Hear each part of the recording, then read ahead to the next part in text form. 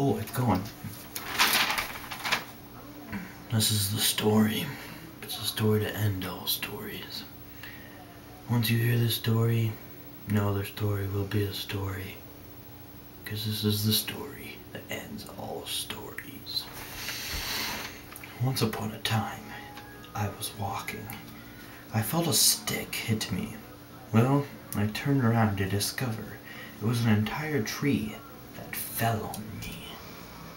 I saw this guy over there. I figured he did it since he had a chainsaw on his hands. So, needless to say, I shoved the chainsaw up his butt until the man was dead.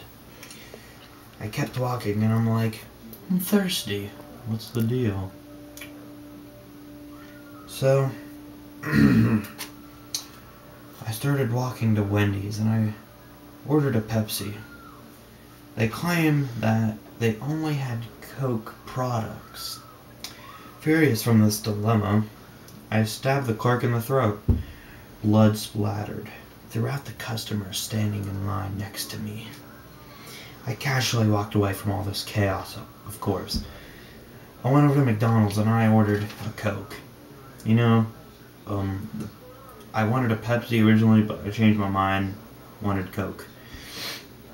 Then they said, sure. I paid for it, and I realized that they didn't give me correct change. So I clearly had no other choice but to destroy them. I grabbed a hamburger and I smothered it in an employee's face with it. And then the guy making the fries, he came at me, so I flipped him and I threw him right into the boiling fry pit. Well, I killed him. I felt a little prick right here in my back. I turned around to find the manager stabbed me. I just plunged my hand into his chest and it tore his skin. And then I pulled out his heart. It felt like 5 pounds of blood in my hands. I ate it. I took my Coke and then left. I started walking and decided I had to go to the bathroom. I went to Walmart to unload my human waste. All the stalls were busy. I shot a spit wad I fashioned from a paper towel that went through every stall, killing everyone in them. The toilet wouldn't open. I instantly caught the bathroom on fire. Well, then I realized I was in the changing room and not the bathrooms. I got so mad. I went to the real bathroom and went. The toilet wouldn't flush, so I crapped harder than ever.